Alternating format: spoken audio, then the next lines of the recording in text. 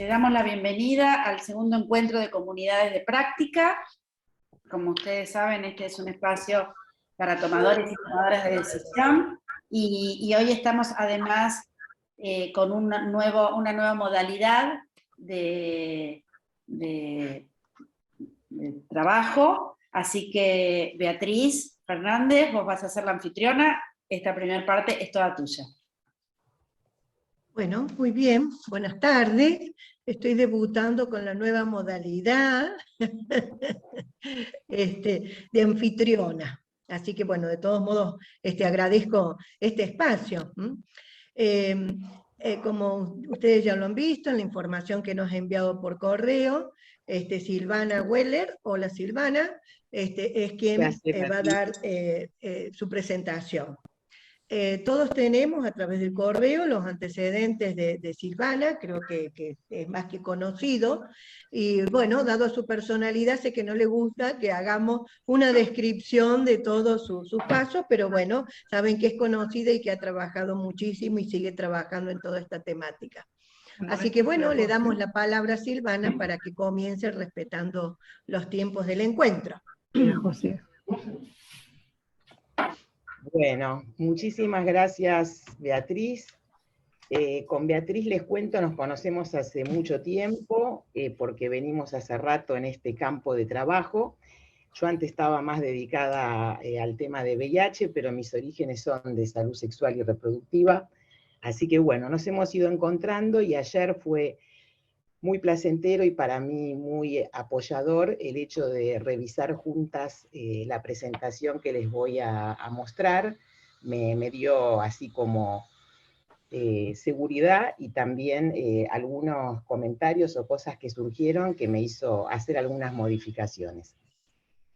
Bueno, me tocó entonces, le agradezco mucho también a Alejandra y al equipo la posibilidad de compartir estas ideas, estas experiencias, en un tema que es consagrado, digamos, que es el de planificación en salud, en el sentido que es uno de los temas, digamos, básicos de la agenda de lo que es la salud pública, en cualquier especialización, en cualquier posgrado. Siempre van a encontrar algo referido al tema de planificación. Pero bueno, como yo tuve la oportunidad de leer algunas cosas, pero también de participar de planificaciones o trabajar en eso, sé que es una experiencia que para muchos de los que están, muchas de las que están, puede ser algo atemorizante o algo aburrido o a veces algo inútil o muy difícil. Bueno, pienso que todas estas cosas pueden suceder, voy a tratar de tenerlas en cuenta en la presentación que preparé, pero creo también, y por eso estoy acá, que es una acción que, como puse ahí en el subtítulo, puede fortalecer las capacidades de un equipo, o sea, que tiene un beneficio. Perdón, ¿se escucha bien? Porque yo veo... Se escucha bien, pero les rogamos a las personas que están ingresando que por favor silencien sus micrófonos. Katia, sí, si vos podrías ir silenciando también al costado, fíjate que algunas personas por ahí no se dan cuenta, estaría buenísimo. Sí, no, porque no estoy viendo las caritas, entonces si alguien quiere hablar, bueno, vamos a confiar. Bueno, entonces les decía que voy a tratar de dar conceptos que creo que son útiles y que si bien puede ser cosas que tienen valores negativos, yo creo que si se dan las condiciones es una experiencia muy positiva para el equipo que encara esta actividad y también, como siempre, el doble objetivo de la salud, que es aumentar la posibilidad de producir salud, ¿sí? O sea que habría un ganador-ganador. Bueno, sigamos con la próxima. La próxima. Gracias. Bueno, ¿cuál es entonces el objetivo de este encuentro? Como ya les anticipé, acá, bueno, yo doy por sentado que muchos de ustedes seguramente también tienen distintas experiencias, tal vez algunas personas estén más iniciando su actividad de gestión en los programas provinciales. Entonces, bueno, ese fue un poco uno de los desafíos, que es tratar de tener en cuenta la variedad de situaciones, y como puse ahí, poner en diálogo lo que sería la experiencia emocional, estos sentimientos que genera la planificación, o la experiencia técnica que tienen los equipos con algunos conceptos teóricos. Y como corresponde a una clase de planificación, a la derecha tienen listado un poco el orden que pensé para este encuentro, que sería, primero, que me gusta mucho siempre, repasar la especificidad del trabajo que hacemos, después situar la actividad de planificar en el marco del proceso más amplio de la gestión, después, muy brevemente, esto va a ser diferenciar lo que es planificación normativa, estratégica y operativa, lo que es el plan anual, y lo que más me convoca a mí, porque creo que es donde están muchas de las dificultades, esto lo tomo de Rosana Onoco, que es la persona que va a trabajar con ustedes en el próximo encuentro, de quien yo, bueno, he tomado muchas cosas que ustedes van a poder reconocer, que es que antes de la planificación tiene que existir algo vinculado al sueño, ¿sí? O sea que es muy difícil planificar cuando no hay algo que es un poco menos racional, si quieren, que es lo que llamamos el sueño, el anhelo, la fantasía de hacer algo distinto, de hacer algo, en la importancia del equipo y su estado anímico, digamos, y algo que viene de la tradición de la planificación estratégica, que es que el motor, además del equipo y el sueño, de una planificación son los problemas que podemos identificar en el día a día y que es lo que nos va a traccionar esta actividad. La siguiente, por favor. Bueno, justamente como para desmistificar un poco esto y poner un acuerdo básico, empiezo un poco por el final, después vamos a volver, pero la idea básica de una planificación, o sea, esos documentos que a veces nos piden o de los que hemos participado, tiene estos campos simplemente, ¿sí? O sea, visto así, dice, bueno, tanto lío para esto. Pero la idea sería entonces eso, una planificación está centrada en uno o varios objetivos. De ese objetivo, para lograr ese objetivo, yo voy a tener que pensar actividades, voy a tener que definir responsables, voy a tener que pensar fechas, o como decimos a veces, entiemparnos, vamos a tener que seguramente precisar recursos, y esto nos va a llevar a también poder anticipar qué esperamos o qué metas logramos. Me pareció que podía ser útil pensar esto antes de pasar al plano laboral, digamos, pensarlo como algo para mi vida, o sea, para que ustedes puedan tener una idea más cotidiana. Siempre la idea que se me ocurre es tengo como objetivo un viaje, ¿sí? Yo sola me quiero ir de viaje, ese sería mi objetivo, y ahí tendría que desencadenar una serie de actividades, bueno, averiguar a dónde voy a ir, comprar pasajes, sacar el coso del COVID, en fin, distintas cosas. Responsable fácil porque soy yo, ¿sí? Las fechas, bueno, las definiré, los recursos, básicamente dinero, seguramente, y el producto esperado, por supuesto, es pasarla bien, descansar o divertirme, bueno, cada uno dirá lo que quiera. Entonces, estos campos son los mismos que se usan para una planificación nacional o provincial.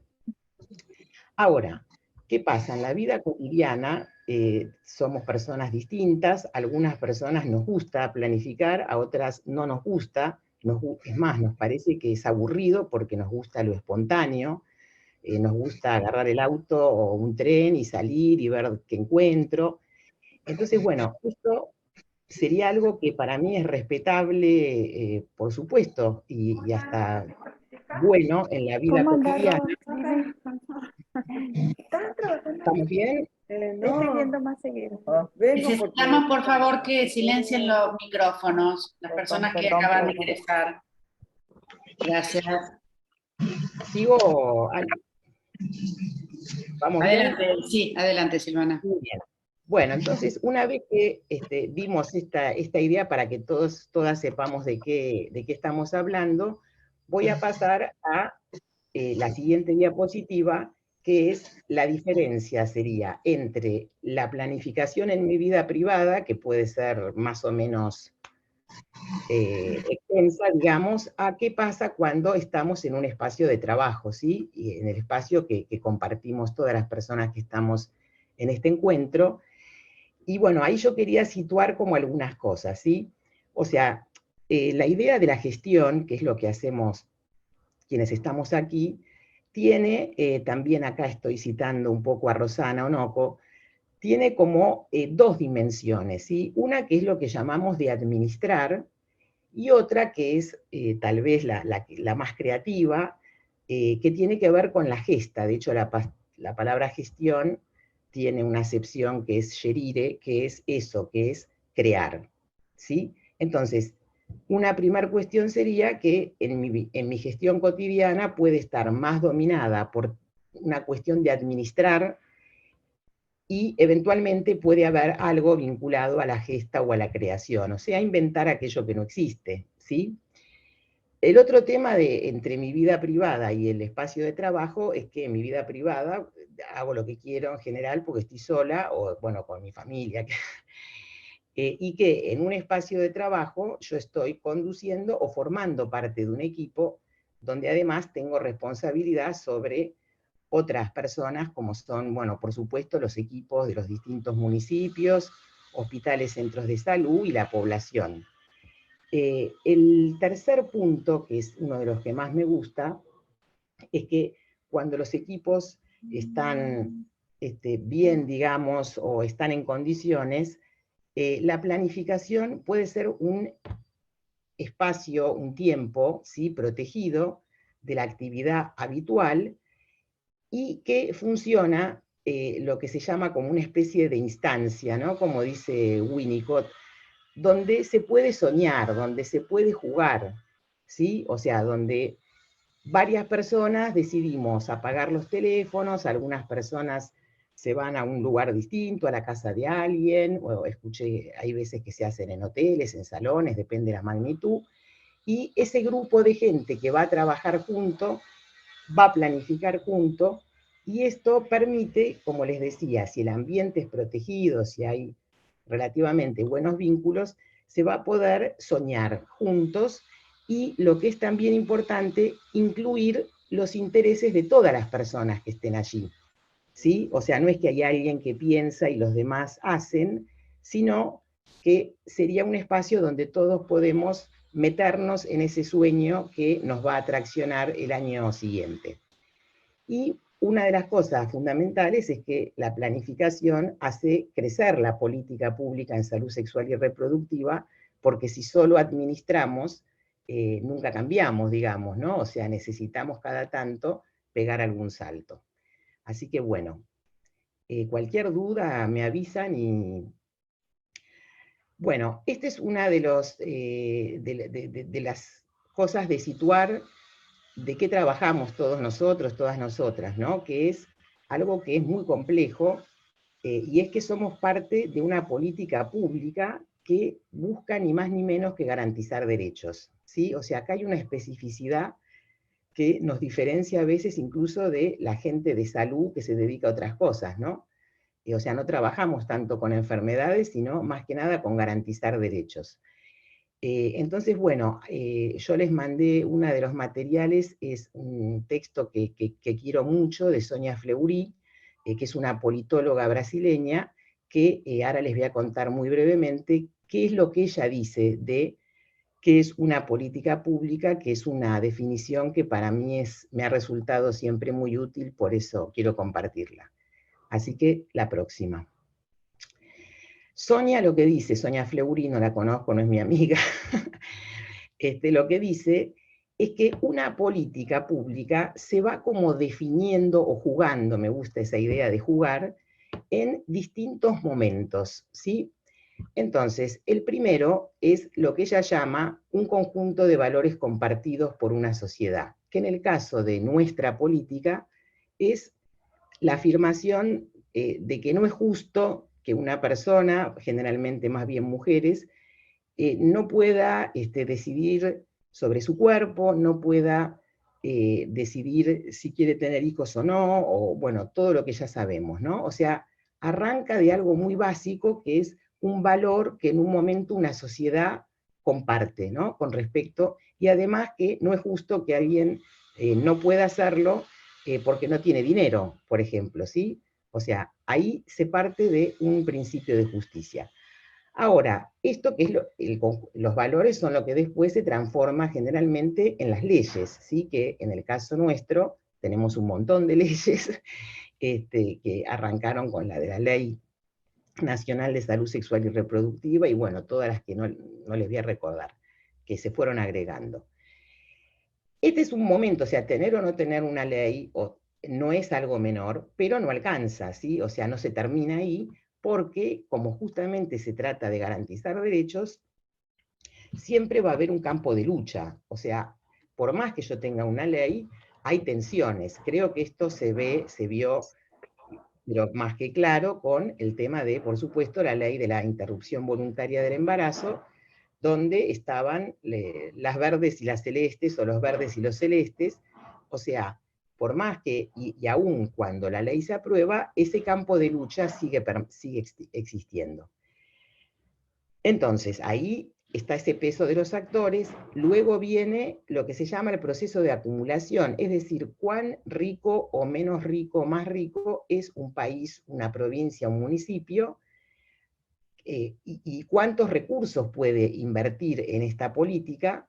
Y una cosa que estamos padeciendo en este momento, creo que todos los que estamos en este encuentro, el peso marca también, Sonia Fleury, de la industria, porque nosotros podemos tener una ley bárbara y haber más o menos ganado la pulseada, tener dinero, ponele, pero nos está pasando lo de los inyectables, ¿sí? O sea, la industria también es un actor que, o si sacan nuevos modelos de métodos o más baratos, o sea, la industria tiene un papel en la política que podemos tener. Las últimas dos instancias las marqué en un color distinto, porque yo creo que es donde nosotros como programas tenemos un lugar privilegiado para trabajar, ¿sí? Y que entonces, cuando uno piensa en planificaciones, para mí siempre tiene que tener en cuenta estos dos dimensiones, que es una, lo que se llama el aparato institucional, o sea, qué dimensión tiene mi programa, mi respuesta en el territorio que me ocupa. ¿Sí? Puedo ser una persona en un lugar muy chiquito donde tengo muy pocos recursos, o puede ser un equipo más grande. En fin, quiero decir que no es lo mismo si el desarrollo institucional es pequeño o es más grande, y lo que se llama el campo de conocimiento y práctica específica, porque yo puedo tener como gestora o como jefes de programa un montón de ideas, pero si en los centros de salud, hospitales y otros actores que pueden participar, no hay lo que se llama el campo de conocimiento, ¿sí? Y de prácticas, mi política no va a andar, ¿sí? O va a andar menos bien. ¿Vamos hasta ahí? Veo solo a Alejandra, así que Alejandra, vos... Bueno, entonces, para ir cerrando esta parte, esto también es algo que me encanta de esta definición. Recién dijimos dónde se juega la política, pero ahora vamos a ver dónde se realiza, o sea, dónde realmente esta política que tanto queremos ocurre o no ocurre. Y esa política se realiza cuando se encuentra una persona con un equipo técnico, un profesional. O sea, esto, como hablábamos ayer con Beatriz, es parecido a lo de educación, ¿sí? O sea, siempre quien está mediando el acceso a ese derecho son personas, ¿sí? Profesionales, técnicos. Entonces, la siguiente, por favor.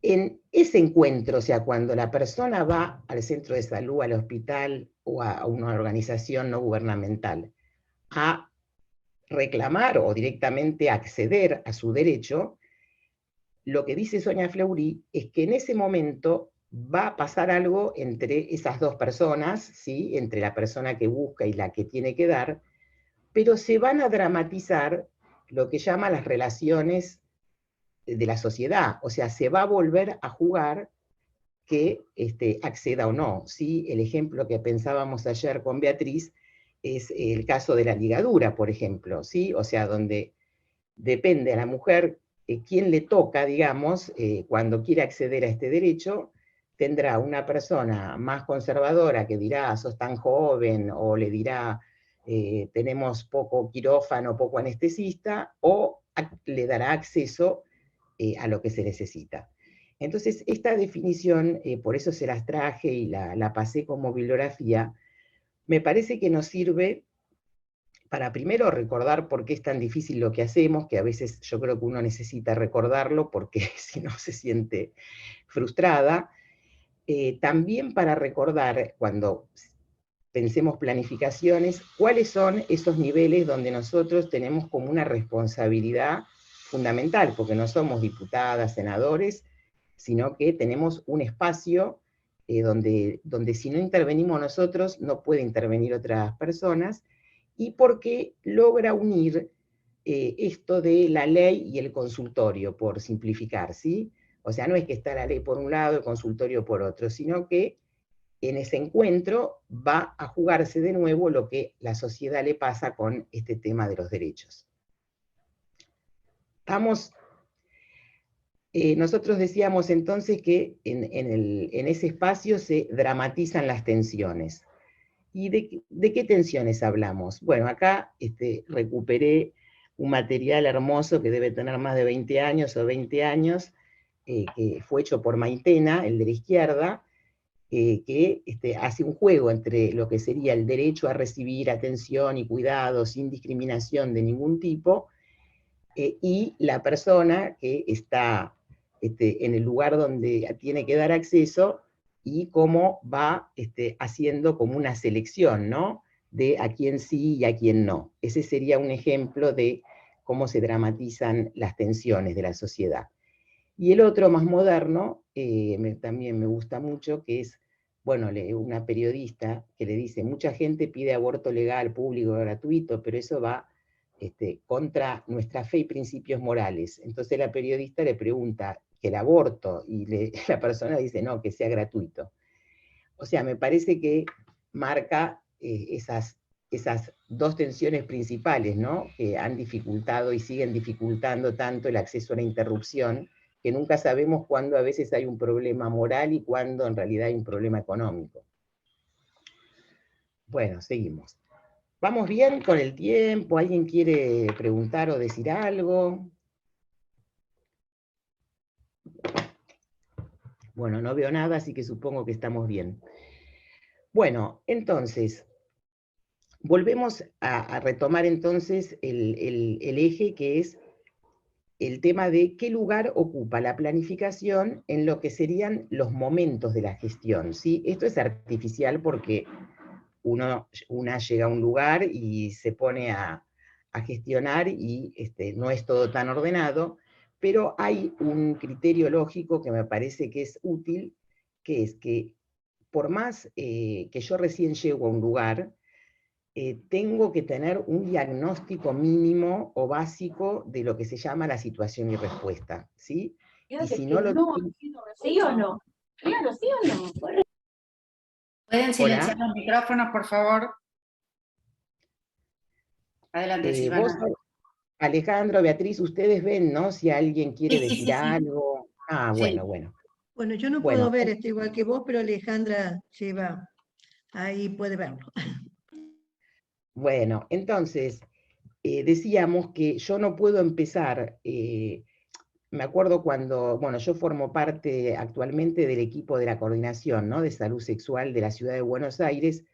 Cuando nosotros, como comenzamos esa experiencia, el grupo que estamos ahora, tuvimos la posibilidad de tener un encuentro con referentes, ¿sí? De los hospitales y de los centros de salud, y bueno, ese fue nuestro primer diagnóstico de situación y respuesta, o sea, estaba la gente ahí, y le preguntamos, bueno, en estos años, ¿ustedes qué sienten, qué les parece que se ha logrado, qué cosas les parece que quedan pendientes? O sea, no es que uno tiene que hacer una investigación de 2 años, hay como formas de aproximación sucesiva, pero es muy importante tener alguna clase de diagnóstico, porque si no, es muy difícil, lo que voy a desarrollar un poco más, que es lo de identificar los problemas que son lo que va a motorizar mi planificación. O sea, si yo no sé qué problemas hay, no puedo planificar, porque nada, es así. Tengo que conocer dónde estoy parada, digamos. Entonces, lo primero sería alguna clase de diagnóstico que después se puede ir mejorando con los años. Después vendría la planificación, luego, bueno, por supuesto, el trabajo cotidiano, y algo que también es algo que es difícil, pero que es importante tratar de construirlo, que es lo que llamamos el monitoreo, o sea, el famoso ir viendo qué pasa, ¿sí? O sea, si lo que estoy haciendo como equipo, impulsando, va funcionando o no, si hay cosas que se van logrando, o sea, ese sería un poco todo el recorrido. Sigamos entonces con la próxima. Bueno, este es un poco algo que me habían pedido del equipo que está organizando, que era como ciertas distinciones entre lo que es la planificación normativa. La planificación normativa es como, siempre no es muy políticamente correcto, me sale decir eso como algo medio aburrido. Fue como la primera forma de pensar la planificación, y lo que tiene es que es como que considera que hay un solo actor, es lo que uno a veces dice despectivamente planificación de escritorio, ¿sí?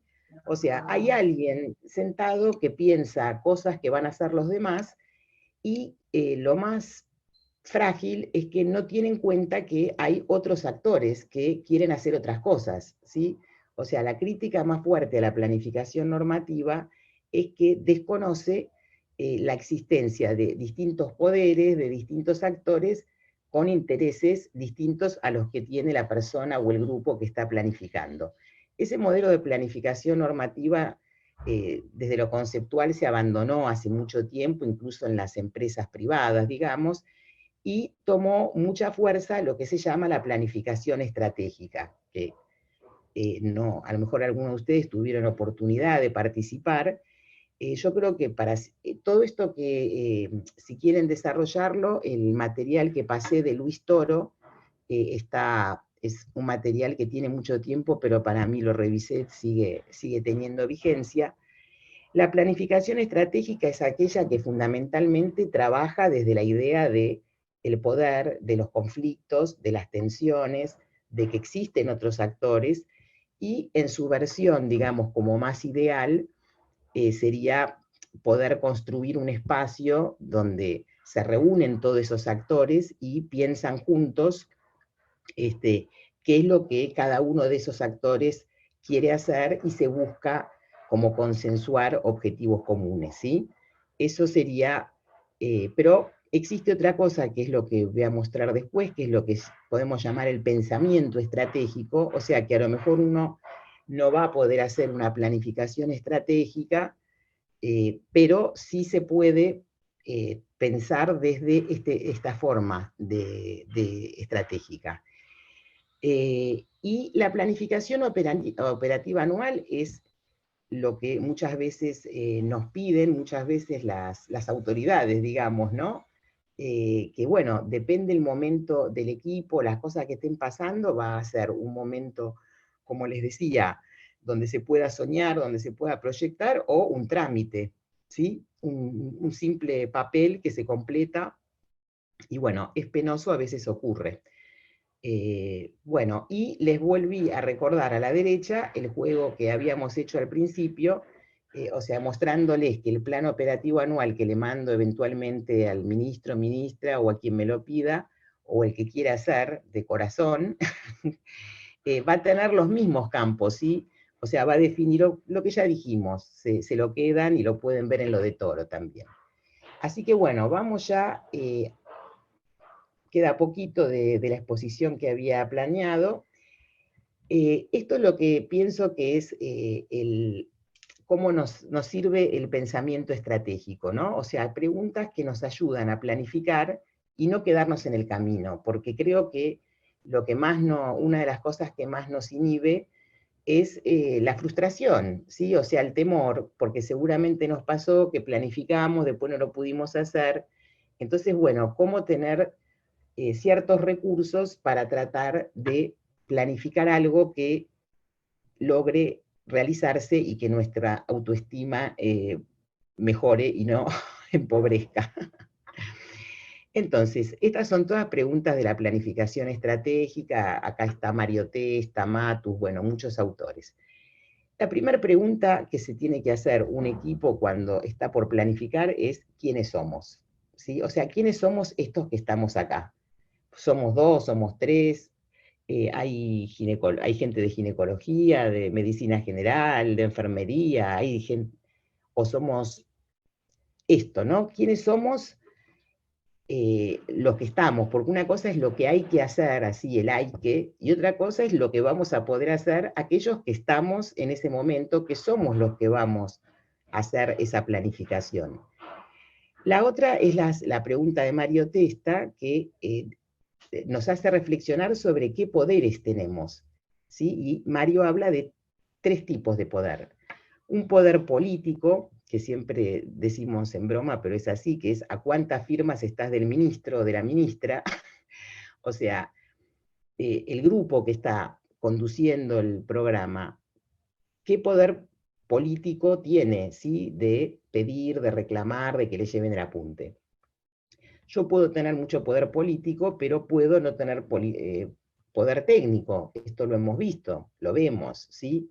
O sea, no necesariamente las personas que conducen un programa a veces son las que técnicamente están con más capacidad o, bueno, tienen que mejorar esa capacidad. Y el tercer poder, que es poderosísimo, que es el administrativo, ¿sí? Que es el poder de, como decimos, mover carpetas, sacar, conseguir pases de gente, o sea, cosas que generalmente conocen mucho mejor, no el político que llega o la política, sino la gente que suele formar parte de la burocracia de los ministerios donde estamos. Entonces, ese sería como un diagnóstico que me permite decir quién soy y qué poder tengo como para que eso me ayude a pensar qué puedo hacer. La otra pregunta es ¿qué queremos? Que para mí es re importante porque es no qué debo solo, sino qué debo y qué quiero, porque somos gente y necesitamos tener algo de nuestro interés metido ahí adentro, ¿no? El otro entonces es qué podemos, y como puse ahí, entre el qué queremos y qué podemos, se incluye, como dije al principio, el qué sabemos, o sea, qué conocimiento tengo del campo donde voy a intervenir. Entonces, yo creo que esto es, para mí,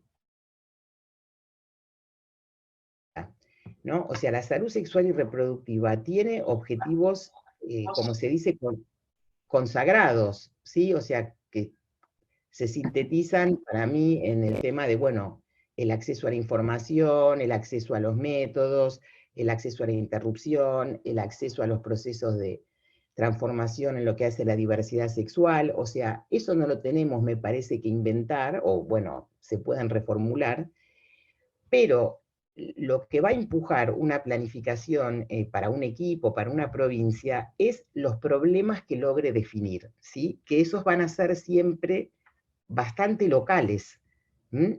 Y eso lo puede hacer lo que se llama en este lenguaje el actor en situación, o sea, el grupo o la persona que está en ese lugar. ¿Sí? Por supuesto puede pedir ayuda, lógico, y ojalá que lo haga, pero es muy difícil que alguien que no esté en la situación pueda definir el problema que me va a empujar a planificar para las acciones sucesivas. Bueno, la próxima entonces. Bueno, y acá a modo traje, con esto ya casi cierro, le paso la palabra a Beatriz y a todos que quieran. Puse a partir del tercer material que les pasé, que es lo de situación y respuesta que hacemos en Ciudad, que nos llevó mucho tiempo, no es que empezamos el primer día y salió así, cómo la información nos ayuda a elegir y elegir problemas, como decimos, que estén a nuestra medida, ¿no? O sea, por ejemplo, acá ustedes están viendo un problema que para nosotros es como crónico, que es la dificultad de aumentar la distribución de tratamientos de anticoncepción hormonal de emergencia. O sea, siempre nos parece que lo que se distribuye anualmente es poco para la cantidad de población a cargo que tenemos, para la cantidad de interrupciones de establecimientos. Así que bueno, no lo voy a contar, pero este año, el 2021, el año pasado, tomamos este problema y nos fijamos objetivos, actividades, o sea, dijimos, bueno, basta, tenemos anticoncepción de emergencia, sí, bueno, pensemos entonces cómo podemos mejorar eso y nos abocamos a ese proyecto, si quieren, o a ese plan. El siguiente, que también creo que van a sentirse todos identificados, es el tema de las vasectomías, ¿sí? Este es, fíjense, ahí ustedes están viendo eso, en el año 2013 se reportaron 2, en el 2014 1, bueno, hubo un pico importante, muy importante en el año 2019, y una caída abrupta, por supuesto, vinculada más que nada a la pandemia y al cierre, digamos, ¿no? del acceso en los hospitales. O sea que ese podría ser otro ejemplo de problema, que tal vez depende quién es el equipo, y como dijimos, el poder técnico, político y todo eso, puede afrontar como para no decir, che, tendría que haber más vasectomías, sino, bueno, tomémoslo como problema y fijémonos objetivos, actividades, todo esto. La siguiente. Ahí está. Bueno, y para terminar mi parte, el tema de cómo la información a veces nos ayuda a desmistificar lo que serían como problemas consagrados, ¿no? O sea, las adolescentes abortan más que el resto de la población. Bueno, en el año 2020 tuvimos la oportunidad de comparar a dos poblaciones en función de la edad, que eran las mujeres que habían, o personas con capacidad de gestar, que habían recurrido a los hospitales públicos y a los centros a los hospitales para tener un parto, y las personas que habían accedido a los centros de salud y hospitales a una interrupción en ese momento legal del embarazo. Entonces, si ustedes se fijan, cuando dice menos de 15 años, 0,2 partos, 0,5 ILE, es una proporción pequeña y muy similar, o sea, es muy similar la cantidad de personas de esa edad que tuvieron una interrupción o un parto. Y lo mismo ocurre con los siguientes grupos, o sea, 15-19, 9,2, 9,8, el grupo más grande es el de, como siempre, 20-34, o sea que lo que digo es, por ejemplo, yo podría decir, uy, no, el problema que tengo es que las adolescentes abortan mucho más, se cuidan menos. Y la verdad que yo miro esto y digo, no, no es un problema en este momento que exista en mi territorio, ¿sí? Entonces, bueno, esa era un poco las ideas que traía para compartir. Así que muchas gracias por la atención. Y ahora las veo todas, qué bueno. Qué feo que era hablar sin ver a nadie. Bueno, llegamos bien con el tiempo, y bastante bien. Perfecto. Bueno, muchas gracias, Silvana. Excelente tu presentación.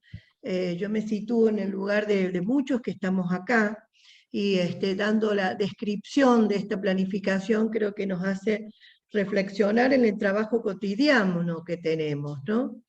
Entonces un poco abro al panel, a los participantes, a ver si podemos hacer algo un poco más interactuado con Silvana, un poco para aprovechar el espacio, ¿no? Beatriz, permiso. Yo quería hacer primero como un breve resumen que me pareció súper potente de tu presentación, Silvana. Yo noté algunas cositas que me parece que reflejan algunas de las tensiones, sobre todo de las que se hablaron el año pasado. Me parece que vos contextualizaste perfectamente bien en qué marco se realiza una planificación, en el marco de una política, en una política que es necesita de valores compartidos, digo que no va de suyo que una ley plasmada en un papel refleje valores compartidos, que fue en un momento, pero no en cada territorio, en cada lugar, y esto lo hemos hablado muchas veces el año pasado, esta necesidad de construir agenda pública, de construir estos valores compartidos siempre en un campo de lucha. Digo, la mayoría de las personas que están acá tienen una larga experiencia y trayectoria en esto, y siguen haciéndolo. La otra cuestión que me parece como sumamente importante es que cada acto o cada situación, nosotros podemos congelarla y ver ahí cómo está la estructura social dramatizada, como vos dijiste, o sea, acá está el conflicto estructural, digo, que permanece invisible y se materializa en cada acto, en cada práctica, en cada situación. Las 2 o 3 cuestiones que me parece importante también destacar es lo que, digo, no lo dijiste, pero lo expresaste, es los beneficios de una planificación, digamos, aún una planificación normativa con toda la, digo, perimida, pero también lo que permite por lo menos es decir, bueno, vamos para allá, podemos discutirlo, podemos hablar, digo, hay como también un lenguaje compartido y no cada uno hace lo que le parece cuando quiere, como quiere, pensando, digo, es un momento de necesidad de explicitar por lo menos hacia dónde se tiene que ir, qué se quiere lograr y cómo. Y ahí yo quería como resaltar también 3 cuestiones de lo que vos dijiste, es la necesidad de ver la dimensión política, la técnica y la administrativa en esto, y también las máquinas de impedir, ¿no? Todos y todas están rodeados de máquinas de impedir que dicen, eso no se puede.